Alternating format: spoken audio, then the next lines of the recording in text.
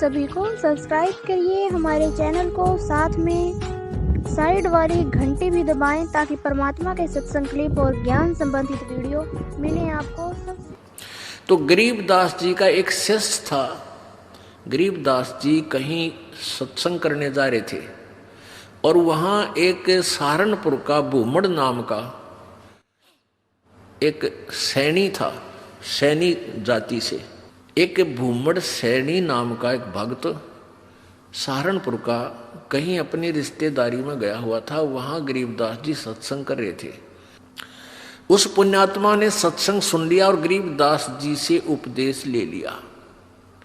फिर वो छुड़ानी जाने लग गए जहां गरीबदास जी प्रत्येक पूर्णवासी को सत्संग किया करते थे।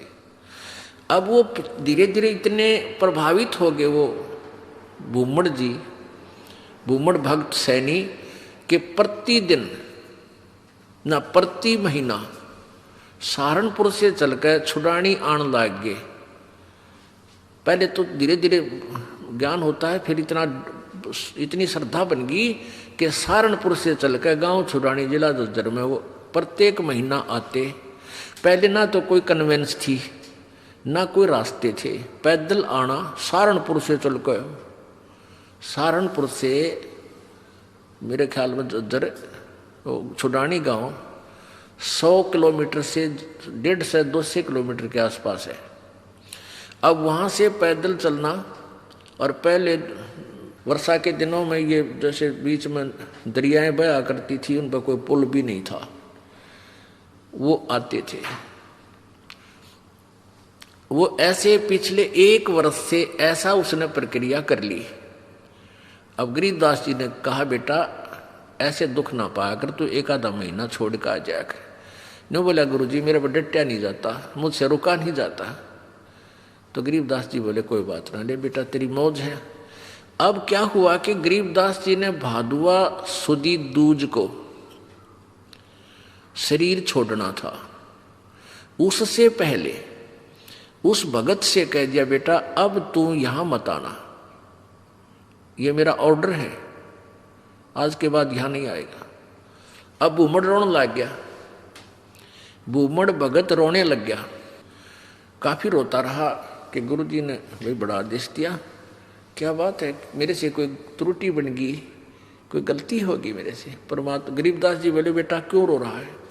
कि जी यूँ रो रहा हूँ, मुझ दास से कोई गलती तो नहीं बन गई, आपने यहाँ न आने का, आपके दर्शन ना करने का आदेश दे दिया। परमात्मा ने कहा, गरीबदास जी ने कहा कि दर्शन ना करने का आदेश नहीं दिया मैंने, यहाँ न आने का आदेश दिया है। मैं तेरे पास वहीं आऊँगा बेटा। बालक मैंने शादी कर दी, 4 लड़के थे, 2 लड़की गरीबदास जी के पास संतान थी। लड़कियों ने शादी नहीं करवाई, ब्याह नहीं करवाया था, वो आजीवन ब्रह्मचारी रही थी अपनी भक्ति की। 4 बच्चों का ब्याह कर दिया। अब मैं फ्री हूँ बेटा, वहाँ आऊँगा तेरे पास, और तेरा बाग है बताते हैं वहाँ। अच्छा हाँ जी, आपकी दया है, आपकी कृपा से ही तो सब कुछ हो रहा है। तो भाई उस बाग में मेरी एक झोपड़ी डाल दिए बेटा, मैं भी अपना भजन करूँगा और तेरे को सेवा दर्शन हो जाएंगे। तो बड़ा खुश होया, बड़ा खुश होया और वापस चला गया। अब इंतजार कर रहा है, गुरुजी आए नहीं, गुरुजी आए नहीं। उधर क्या हुआ, गरीबदास जी ने वो शरीर छोड़ दिया भादुआ सुदी दूज को सन 1778 में। तो 6 महीने हो गए। अब भूमड़ वहां रोए रोए जैसे धर्मदास जी रोया करते तरफ में, और इतना बुरा हाल हो गया, हे भगवान क्या हो गया। और उधर से उसका बाग सूख गया, बाग कति सारे में कीड़ा लाग के कति सारा सूख गया। उसने सोची भाई मेरे भगवत जरूर अवश्य गलती बनी है, जब गुरुदेव ने मुझे वहाँ दर्शन करने की मनाही कर दी, अरे इधर से यहाँ मेरा बाग सूख गया। अपने आप को कोस रहा है, अपने अपने अपने अवगुणों को ढूंढ रहा है, मैंने कौन सी गलती ऐसी कर दी जो गुरुजी रूस के मेरे थे। तो 6 महीने रोता रहा। बसंत पंचमी के दिन गरीबदास जी भादुआ में शरीर छोड़कर बसंत पंचमी के दिन उसी शरीर में 61 साल की आयु के शरीर में, और वह भूमड़ के घर पर जाकर सच्चाई बोल दी अब बूमड़ चरणों में पड़कर खूब रोया। है भगवान, मन तने सोच ली थी कि मेरे से कोई गलती बन गई गुरुदेव, आप रुष्ट हो गया, पाए कोई ना। गरीबदास जी बोले भाई कोई बात ना बेटा, थोड़ा सा लेट हो गया, मैंने काम हो गया था। और भाई मेरा जो है ना, उस बाग में झूपड़ी डाल दे, जो तेरे बाग है ना, या घर में तो मैं नहीं रह पाऊंगा, वहाँ के एकांत में भगत भजन कराया करूँगा। तो बूमड़ बोला महाराज जी वहाँ तो बाग तो सूख गया। गरीबदास जी बोले सूख के बाग में झोपड़ी डाल दे मेरी, कोई बात नहीं। अब गुरु जी की आज्ञा पा के उसने वहाँ एक झोपड़ी, एक हट बना दी फूस फास डाल के। हफ्ते पाछे वो सारा बाग हरा भरा हो गया। गरीबदास जी वहाँ बैठते ही सारा नगर देखने आया, वो पूरा शहर देख, छोटा गांव था जब ये शहर बरवाला जितना, सहारनपुर, यानी 200 वर्ष पहले की बात है। तो सारा गांव नगर देखना यार, बहुत से उस चमत्कार से बूमड़ कहे मेरे ये गुरुजी हैं जिनकी मैं रोज महिमा गाया करता था, ये बड़े सिद्धि युक्त हैं, बड़े पहुंचे हुए महात्मा हैं। और भाई बहुत से मुसलमान और हिंदू गरीबदास जी के शिष्य वहाँ हो गए। अब क्या बात है कि वहाँ ये दास क्या बताना चाहता था, एक सिद्धि बहु चोले धारे, एक सिद्धि नी तत्व विचारे। वहां एक लाल दास नाम का सिद्ध पुरुष था, उसका भी जहां गरीबदास जी का आश्रम बना हुआ छोटा सा, जहां उन्होंने दोबारा शरीर छोड़ा था, उसके साथ में ही 300-400 फुट की दूरी पर लाल दास जी का बहुत बड़ा मंदिर बना रखा है। वो शिव विष्णु पुजारी था। अब क्या हुआ कि वहां 35 वर्ष तक गरीबदास जी उसी रूप में रहे। हिंदू और मुसलमान दोनों ही गरीबदास जी के शिष्य बने, क्योंकि ये ज्ञान ही एकता उपजाने का है, उनका ऐसा ज्ञान है कबीर जी का। तो वहाँ शहर सहारनपुर शहर के अंदर एक आश्रम बना हुआ है, बूमड़ का पूरा घर था, वो उसका संतान नहीं थी।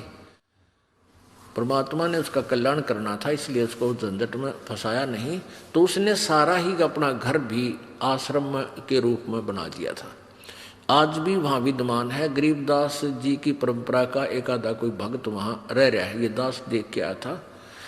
तो वहाँ 35 वर्ष की आयु के बाद शरीर छोड़ दिया, तो वहाँ उस बाग के अंदर ही उस शव को अंतिम संस्कार वहाँ दफना रखा है वो शरीर।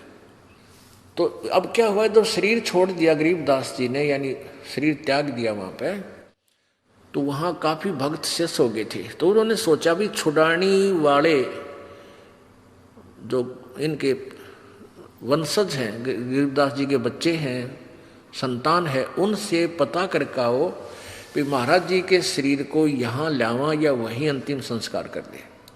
2 घोड़ों पर 2 व्यक्ति सहारनपुर से चले, छुड़ानी आए।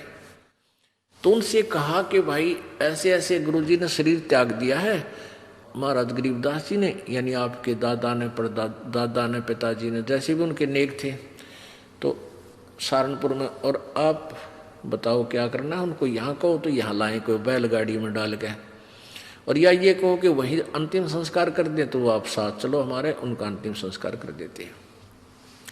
गांव वाले कहते हैं भाई तुम क्या कहने लगे, वो उनके गरीबदास जी के वंशज यानी पोता पोती बेटा बेटी कहने लगे कि क्या कह रहे हो भगत आप, गरीबदास जी यानी गुरु महाराज तो 35 वर्ष पहले शरीर छोड़ दिया था, और ये उनकी यादगार बना रखी। छुड़ानी में एक छतरी बना रखी है, छतरी साहब बोल रहे हैं उसको, जहाँ गरीबदास जी के शरीर का अंतिम संस्कार करा था, वो एक यादगार बना रखी है। वो छोटी सी थी, अब तो बहुत बड़ा मंदिर गाड़ दिया इन्हें। एक छोटी सी थी, जैसे आम यादगार सी बना देते हैं, ज़्यादा से ज़्यादा 10 फुट 5-7 फुट की ऊंची और 10 बाई 10 फुट चौड़ी। वो आज भी सेंटनों के विद्यमान है, जो ओरिजिनल है। उसके बाद उसके ऊपर और कुछ बना दिया। तो सारे गवाही के दे, और वो नो के ना भाई महाराज जी तो वहाँ शरीर छोड़ रखा है सहारनपुर में। तो उनका ना यकीन होया। 2 व्यक्ति घोड़े पर सवार होकर वहाँ से घोड़े लेकर और फिर वहाँ पहुँचे। वहाँ जाकर देखा ज्यों कह तो शरीर, और वही गरीबदास जी वहाँ शरीर छोड़ रखे। तो छुड़ाने वाले बोले भाई इनकी लीला तो अपरंपार है, यही अंतिम संस्कार कर दो, वहां तो पहले हो चुका है। तो वो वही अंतिम संस्कार यानी नीचे एज इट इज शरीर दफना दिया, ऊपर यादगार बना रखी। ये दास वहां गया सन 1998 में, तो वहां देखा यही बिल्कुल क्लियर देखने के लिए सच्चाई है या कैसा है, बिल्कुल सच्चाई पाई। और वहां विराजमान एक लेडी संत थी, उसने बताई कि जी ऐसे ऐसे सारी कहानी सत्य है। उनके समय का वहाँ एक पलंग भी है जिस पर गरीबदास जी विश्राम किया करते थे। वहाँ ग्रंथ साहब भी यही लिखा हुआ था, हस्तलिखित उनके पास विद्वान है। फिर वो देखा जा करके वो बाग में जहाँ उनका अंतिम संस्कार किया था, तो वो यादगार जो बना रखी थी वो लगभग 150 वर्ष पुरानी होकर के जीर्ण शीर्ण सी भरी थी। तो हमने उनसे कहा कि आपकी आज्ञा हो तो हम इसको दोबारा रिकंस्ट्रक्ट कर दें, ना तो पड़ेगी को गिर के किसी को चोट लगेगी, कोई दर्शक होगा तो। वो कहने लगे जी ऐसे कर दो। फिर हमने क्या किया कि नीचे का पोर्शन नहीं छेड़ा, वो पुरानी छोटी छोटी ईंटों से बना हुआ था, उसके ऊपर की दोबारा से बढ़िया ईंटों से और एक अच्छा गुम्बद सा बना के वो तैयार किया। और उसके ऊपर पूरा एक बोर्ड लगा रखा है, पूरी कहानी लिखी हुई हमने कि ऐसे ऐसे ये हुआ था। अब कहने का भाव ये है दास का कि उन्हीं के साथ में एक लाल दास जी थे।